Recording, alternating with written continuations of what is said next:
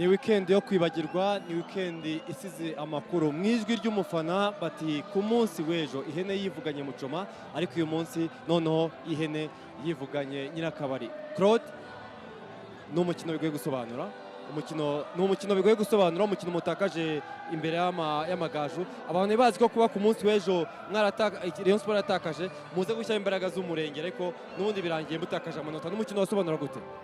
Uyu mukino ntabwo wari umukino wari woroshye, ni umukino twari twiteguye neza, ariko twabonye amaokaziyo agera muri 7 mu 8 nta mwabirebaga, tugira amahirwe make ntabwo tuyatsinze, ariko match turayitakaje. Ntabwo ari twari twateguye, ariko biratubabaje ubwo ni ukugenda umuntu agategura Retour irategurwa ite kuko Retour murayitegura mutekura ko muratakaje, Rayon Sport yaratakaje, ntekereza ko Retour ihindura isura. Icyo nakubwira cyo hari byinshi twigishije, twatakaje amamatch atari ngombwa, ariko tugiye kwitegura iyi Retour, ibintu byinshi bizahinduka. Match tuba tuyitakaje bitari ngombwa, ariko umupira ibije ibyo uba wateguye utabibonye nta kundi Imana iba yabipanze. Murakoze cyane. Murakoze namwe. Akaba ari rero kapiteni w'ikipe ya APR FC, akaba ari Niyomugabo Claude. Reka mvuge ko intwari y'uno mukino mu by'ukuri, nubwo Ndayishimiye Edouard yatsinze igitego, ariko intwari y'umukino ni umusore tuwa Clement. Sinzi amakuru aza kumbwira niba ari ukuri ngo wamaze imyaka 4 muri Mukura, ariko ugiye mu magaju bwa mbere mu mateka amagaju atsinze APR. Ni umukino wagenze kuri wowe? Nibyo koko namaze imyaka 4 muri Mukura.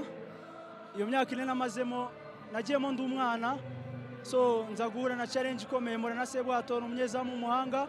So noneho championa irarangira, saison irarangira, ndavuga ati ndashaka nanjye kujya gukina, ndashaka mbona umwanya wo gukina. Nibwo naje muri Mukura, nibwo naje mu magaju, njyayo barandekirita ndagenda ndakina. Clement, ndashaka ko ureba hari uburyo bwabonetse mu gice cya mbere umupira wanga kujya mu izamu neza. Sinzi wenda nimo amashuri hafi kugira ngo banyereke usa nk'usubiriramo ibintu byakubagaho kuri reaction ikomeye twabonye mu gice cya mbere.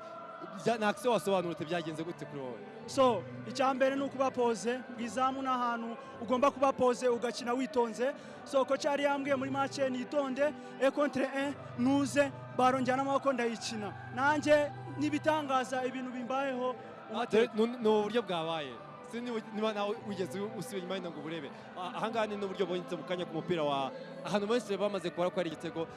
N'umukino mu mikino umaze gukina uyu wawushyira ku rwego. So ngiye ikintu navuga, sinzi ukuntu nanjye byagenze, gusa icyambere ndashimira Imana kuba yabanye nanjye nkabasha kuba nitwaye neza kuri match. Ni match bikomeye, ni match bayagurisha umuntu, so ugomba kuba concentré. Ubu ni uburyo bwabonetse muri match bukomeye cyane, ugize match nziza cyane. Merci beaucoup. Yabwo nizeye ko mugiye kwishimira intsinzi Nyamagabe.